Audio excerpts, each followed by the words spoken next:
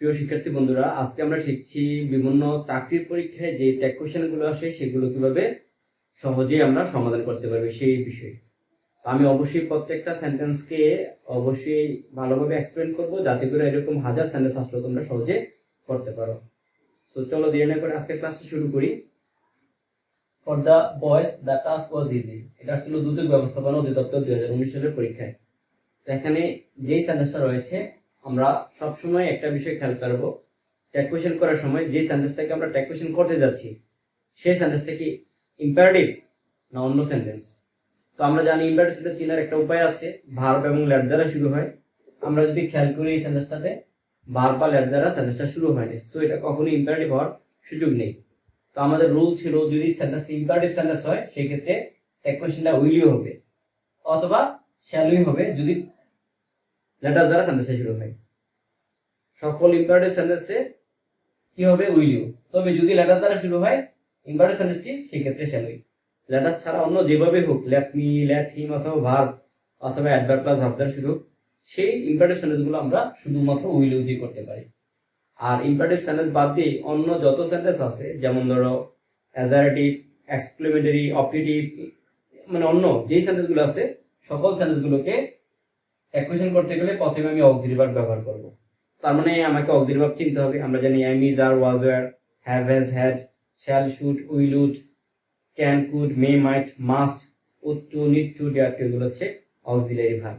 ওই অক্সিলারি গুলো যদি থাকে অক্সিলারি বসাবো, যদি অক্সিলারি না থাকে সেক্ষেত্রে আমরা অবশ্যই অতিরিক্ত do, does, did auxiliary verb আনবো। অর্থাৎ এটা মনে রাখার জন্য একটা কৌশল অবলম্বন করতে পারি আমরা। আমাদের বাসায় যখন কোনো কিছু রান্না হয়, ধরো লবণ শেষ হয়ে গেল, লবণ নাই, লবণ ছাড়া তো রান্না হবে না, সেক্ষেত্রে কি করা হয়, পাশের বাসা থেকে লবণ ধার করে আনা হয়। অর্থাৎ লবণ নাই বলে ধার করে আনা হয়েছে। হলুদ না থাকলে হলুদ ধার করতাম, মরিচ না থাকলে মরিচ ধার করতাম। অর্থাৎ অক্সিলারি না থাকলে আমাকে অক্সিলারি ধার করতে হবে। ডু, ডাজ, ডিড এই তিনটা যে কোনো একটা ধার করতে হবে। এখন কথা হচ্ছে আমি কখন কোনটা ধার করব। যখন ভার্বটা মুড ফর্মে থাকবে তাহলে ডু নিব, যখন ভার্বটার সাথে এস থাকবে ডাজ নিব, আর যখন ভার্বটা পাস্টে থাকবে তখন অতিরিক্ত অক্সিলারি ভার্ব ডিড নিব।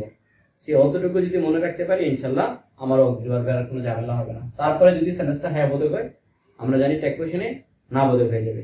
যে সেন্টেন্সে ন্যাচারালি হ্যাঁ বোধক আছে এটাকে ট্যাগ কোশ্চেন করার সময় অবশ্যই না বোধক, আর যে সেন্টেন্সটা না বোধক থাকবে ওটাকে যদি আমি ট্যাগ কোশ্চেন করতে যাই তাহলে সেটা অবশ্যই হ্যাঁ বোধক করতে হবে। এটা মাথায় রাখবে, হা বোধকটা না বোধক আর না বোধকটা হবে হা বোধক।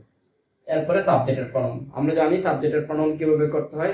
আমি এই বিষয়ে আমার ইউটিউবে একটা ক্লাস দিয়েছি, মানে অক্সিলারি ভার্বের উপরে একটা ক্লাস ছিল, তারপরে শর্ট ফর্মের একটা ক্লাস ছিল, মানে কন্ট্রাকশনের সাবজেক্ট প্রনাউন করার ক্লাস ছিল। আমি আই বাটনে দিয়ে দেবো, তোমরা যারা এখনো দেখোনি সেটা দেখে নিতে পারো তোমাদের বেসিকটাকে আরেকটু স্ট্রং করার জন্য। সো আমরা এখন যে বাক্যটা করতেছি এই বাক্যটা ইম্পারেটিভ না, তার মানে এটা রুল 2 তে করছে। আমরা ট্যাগ কোশ্চেন করবো মাত্র দুইটা রুলে। ইম্পারেটিভ সেন্টেন্স হলে রুল নাম্বার 1, আর ইম্পারেটিভ সেন্টেন্স না হলে রুল নাম্বার 2। দুনিয়ার যত সেন্টেন্স আছে সকল সেন্টেন্স গুলো আমরা এই দুইটা রুলেই ট্যাগ কোশ্চেন করতে পারবো, এর বাইরে একটা রুলও প্রয়োজন নেই। আজকে আমরা এই সেন্টেন্স গুলো করলেও বুঝতে পারবো যে হ্যাঁ এর বাইরে আর কোনো রুলস নাই। আমি অবশ্যই তোমাদেরকে রিকোয়েস্ট করবো, তোমরা জাস্ট এমবি খরচ করেই তো ক্লাসটা দেখো। আমরা অনেক সময় নিয়ে, মানে অনেক সময় ব্যয় করে কিন্তু একটা ক্লাস রেডি করি। তো আমাদের রিকোয়েস্ট থাকবে তোমাদের উদ্দেশ্যে করা, তোমরা যেন এটা ভালোভাবে করো। আমি বেসিক্যালি জানি যে আসলে অনেকে হয়তো ইউটিউবে টাকা ইনকাম করার জন্য ক্লাস করে।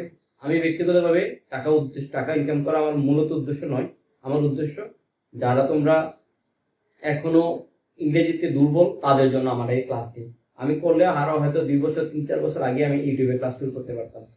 তো যখন মনে হইলো যে আসলে আমি যদি না থাকি তাহলে তো আর আমার ক্লাসগুলো আর থাকবে না, তো যে কারণে আমার ওই ইচ্ছা থেকে, যখন আমি না থাকলে যেন আমার ক্লাসগুলো থেকে সে উদ্দেশ্য নিয়ে ইউটিউবকে করা। এর মধ্যে তোমরা যদি আমার ক্লাসগুলো দেখো, হ্যাঁ লাইক দাও, তারপরে কমেন্ট করো, সেক্ষেত্রে আমার আরো উৎসাহ বাড়ে তোমাদের জন্য এরকম ক্লাসগুলো করতে।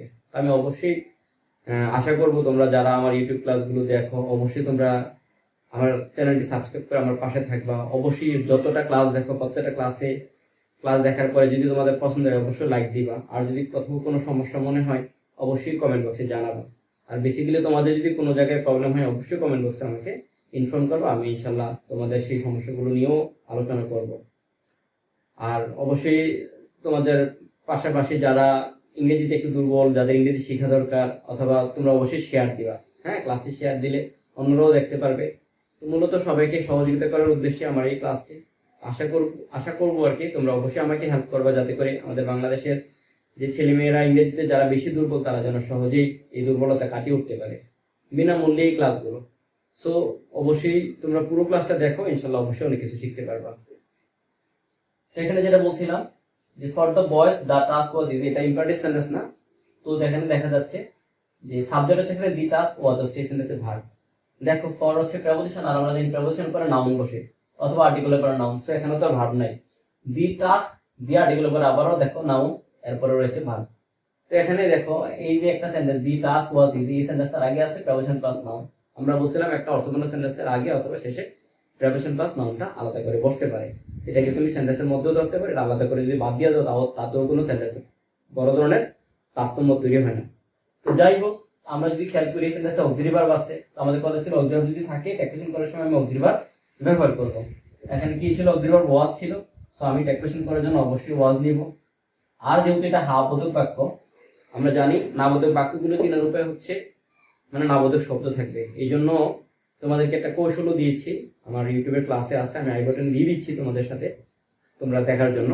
যে কৌশলটা কি ছিল? নেহা, রেশা, শেফা, বেলি, এই চারটা নাম দিয়ে, নেহা, রেশা, শেফা, বেলি, এই চারটা নাম দিয়ে তোমরা যত নেগেটিভ ওয়ার্ড আছে সকল নেগেটিভ ওয়ার্ডগুলো চিনতে পারবা। উদাহরণ হিসেবে যদি বলি, যেমন বললাম রেশা, রেডিয়া, রেয়ারলি, সাদিয়া, সেলডম। নেহা, নেভিয়া, ধরো নো, নট, নেভার, হাদিয়া, হার্ডলি, মানে এই জাতীয় যত শব্দগুলো আছে আমি ওই চারটা নামের মধ্যে নিয়ে আসছি। তো ওই নামগুলো মনে থাকলে ইনশাল্লাহ তোমরা এই নেগেটিভ ওয়ার্ডগুলো মনে রাখতে পারবা। দুনিয়ার যত সেন্টেন্স আছে নেগেটিভ করতে গেলে ওই ওয়ার্ডগুলোই বসবে।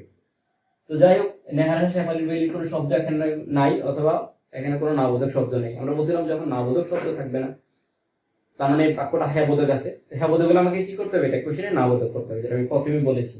সো ওয়াজের সাথে যখন আমি অ্যান্টি যোগ করবো তখন এটা কি হবে? নাবোধক হবে, ওয়াজেন্ট। আর আমরা বলছিলাম এই যে আমাদের রুল ছিল অক্সিলারি ভার্ব বসাবো, তারপরে এর সাথে অ্যান্টি বসাবো, তারপরে সাবজেক্টের প্রনাউন। তো আমরা দেখছি ওয়াজ যদি ভার্ব হয় তো সাবজেক্টটা কি? দি টাস্ক। আমরা বলছিলাম প্রেপোজিশন প্লাস, এটাকে আমরা কি ধরবো না সেন্টেন্সের, মানে এটা মূলত সাবজেক্ট নয়, তো এটা আমরা আলাদা বাদ দিয়ে চিন্তা করবো। তো এটা সাবজেক্ট আর এটা ভার্ব। তো যেহেতু সাবজেক্টটা এখানে নাউন, দি টাস্ক কাজটি তো এখানে বস্তুবাচক, সো বস্তুবাচকের প্রনাউন কি হবে? ইট। সো এটার ট্যাক্সেশন হচ্ছে ওয়াজ ইট। এরকম যত সেন্টেন্স আসুক, যখন তুমি অক্সিলারি ভার্ব দেখবা অক্সিলারি ভার্বটা বসাবা, হ্যাঁ বোঝাতে থেকে অ্যান্টি বসাবা, তারপরে সাবজেক্ট যাই থাকুক সাবজেক্টের প্রনাউন করবা।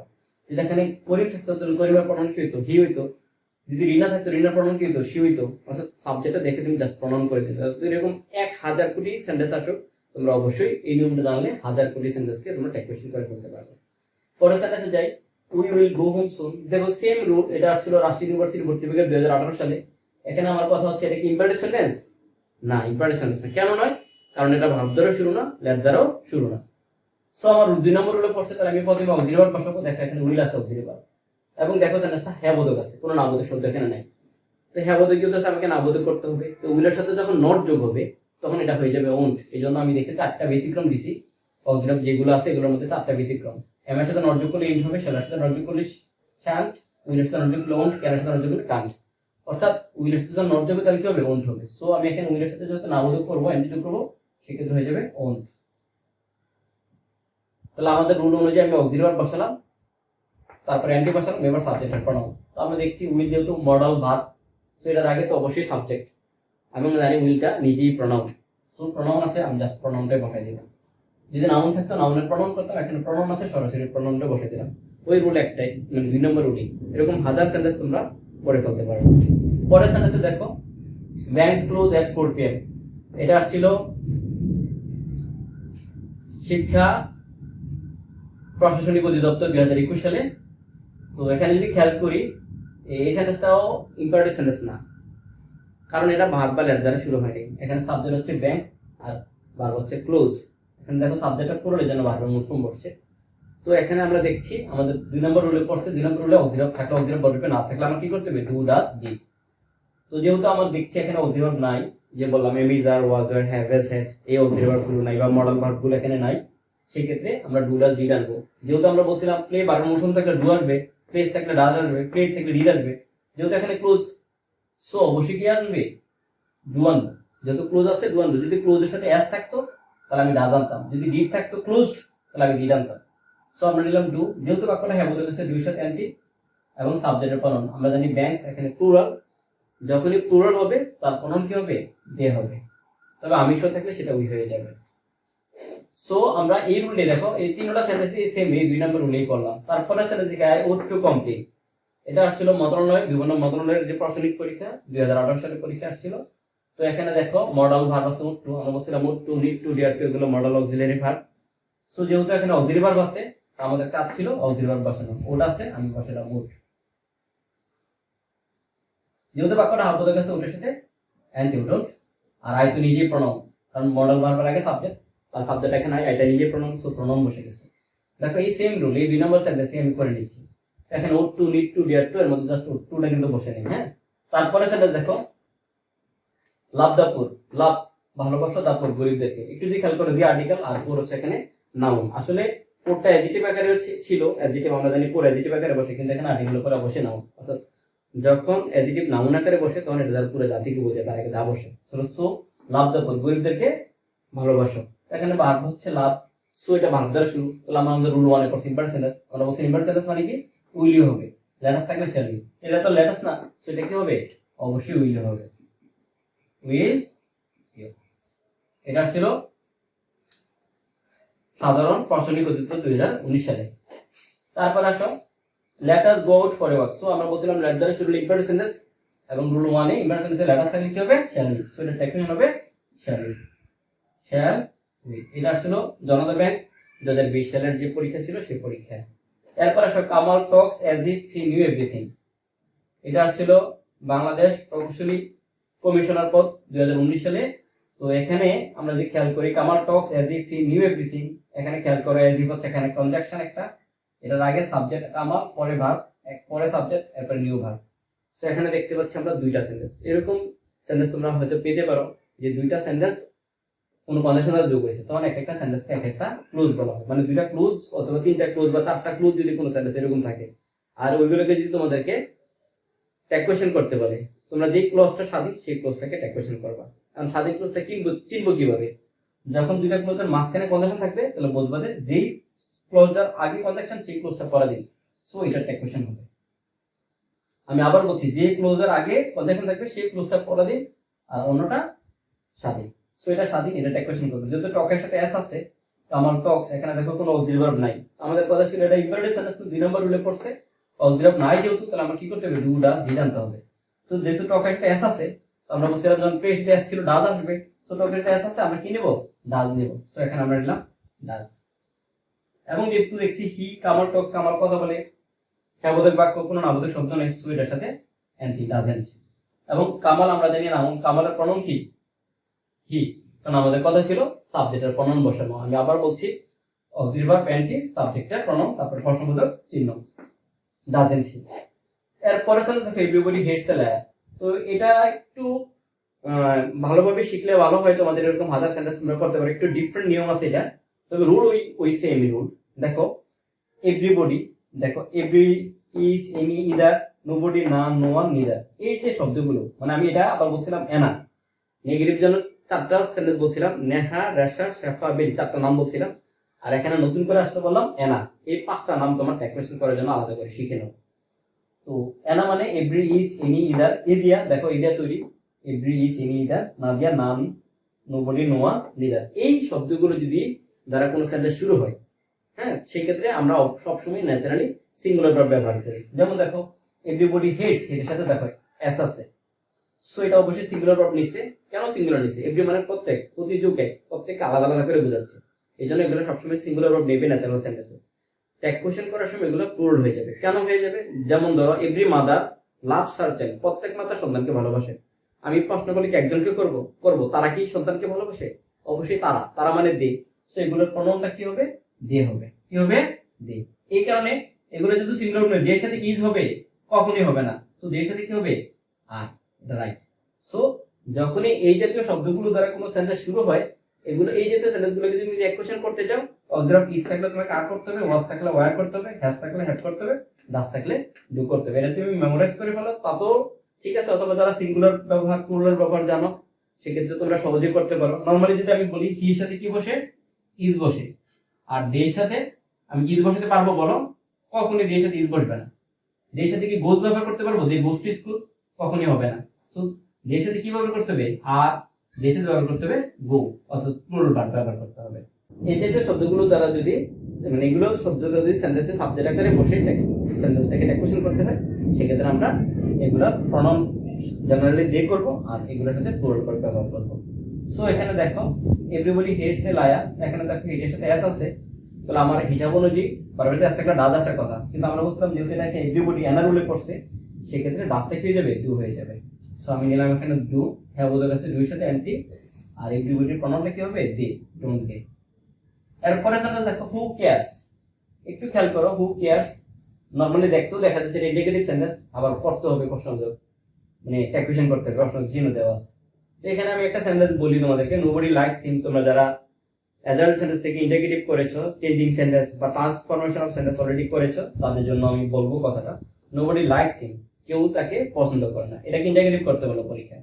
আমি কি করবো? নোবডি পরিবর্তে হো লাইকস হিম। রুলটা কি? রুলটা হচ্ছে নোবডি, নান, নো ওয়ান, নিদার এরকম সাবজেক্ট দ্বারা যদি কোনো সেন্টেন্স শুরু হয়, ওই সাবজেক্ট ওটে হো বসবে, ওই সাবজেক্ট ওটে হো বসবে, প্লাস বাকি অংশ তার প্রশ্নবোধক চিহ্ন। সো এখানে আমরা জানি তাহলে সাবজেক্টের পরিবর্তে ওটা বসছে, সাবজেক্টটা মানে কি? আমি মনে মনে ধরে নিচ্ছি সাবজেক্টটা হচ্ছে নোবডি। সো নোবডি কেয়ারস, এটা হচ্ছে সেন্টেন্সটা। সো যেহেতু এখানে নোবডি, এখানে এনার উল্লেখ করছে, কেয়ারস টেস আছে, ডাজ না বসে কি বসবে? ডু। ওই যে বললাম ডাজ না বসে ডু বসবে যদি এনার উল্লেখ করে, সাবজেক্ট যদি এগুলোর মধ্যে হয়। সো যেহেতু ডু, এবং দেখো এখানে সেন্টেন্সটা নাবোধক আছে, তাহলে আমি অ্যান্টি ব্যবহার করবো না, এগুলো প্রনাউন কি হবে? দে। সো অ্যান্সার হচ্ছে ডু দে। সেরকম হাজার সেন্টেন্স আসলে তোমরা সহজে করে নিতে পারবা। আরেকটা সেন্টেন্স দেখো, the mother rose in her. এখানে দেখো এটাও কিন্তু ইম্পারেটিভ সেন্টেন্স না, এটা রুল 2 তে পড়ছে। রুল 2 এ আমার কি করতে হবে? অদিও। দেখো প্রত্যেকটাই আমি জাস্ট ইম্পারেটিভ সেন্টেন্স থেকে দুইটা রুলই করতেছি। সো এই সেন্টেন্সটা আমি 2 নম্বর রুলে করব, যেহেতু এটা ইম্পারেটিভ না। তো আমার দেখো রাইজের পাঁচটা রোজ পাঁচটা আছে, সেক্ষেত্রে আমি কি নেব? ডিড। ওই যে আমরা বলছিলাম auxiliary of night, night paid আছে, সো ডিড। সো রাইজের পাঁচটা হচ্ছে রোজ, রোজ আছে, সো ডিড বসালাম। যেহেতু বাক্যটা হ্যাঁ বলে গেছে, ডিডের সাথে এন্টি। এখন আসে এটার প্রনাউনটা, অর্থাৎ তুমি সাবজেক্টের প্রনাউনটা তোমাকে আলাদা করে শিখতে হবে। এই জন্য আমার ক্লাসটা দেখো, আমি প্রনাউনের ক্লাসটা আই বাটনে দিব, সেই ক্লাসটা করো, তাহলে সাবজেক্টের প্রনাউন সহজে তুমি করতে পারবা। এখানে দেখো the mother rose in her, the mother মা রোজ জাগ্রত ইন হার, তার মধ্যে মা জাগ্রত হলো। আসলে কি কথাটা কি এটা বোঝাচ্ছে নাকি তার মধ্যে মাসুলভ আচরণ জাগ্রত হলো? অবশ্যই মা তো আর জাগ্রত হবে না, মানে মায়ের মতন একটা ভূমিকা বা মায়ের মতন একটা আচরণ বা মায়ের মতন একটা বৈশিষ্ট্য জাগ্রত হয়েছে। সো এখানে মা দি মাদার বলতে মায়ের আচরণকে বোঝানো হচ্ছে। সো যেহেতু এখানে মায়ের আচরণকে বোঝাচ্ছে, এটা অবশ্যই বুঝতেবাচক, সেক্ষেত্রে ইট। মাকে তো বোঝা নেই, মায়ের আচরণকে বোঝাচ্ছে, আচরণটা অবশ্যই বুঝতেবাচক, সেক্ষেত্রে ডিএনডি। সো এই যেহেতু যত সেন্টেন্স আছে তোমরা ইনশাআল্লাহ সহজে করতে পারবা। সো তোমরা বাসায় প্র্যাকটিস করো, যদি সমস্যা হয় অবশ্যই ইনফর্ম করবা, আমি চেষ্টা করবো তোমাদের সেই সমস্যাগুলো নিয়েও নতুন করে ক্লাসে আসতে। সো টেক কেয়ার, আল্লাহ হাফেজ।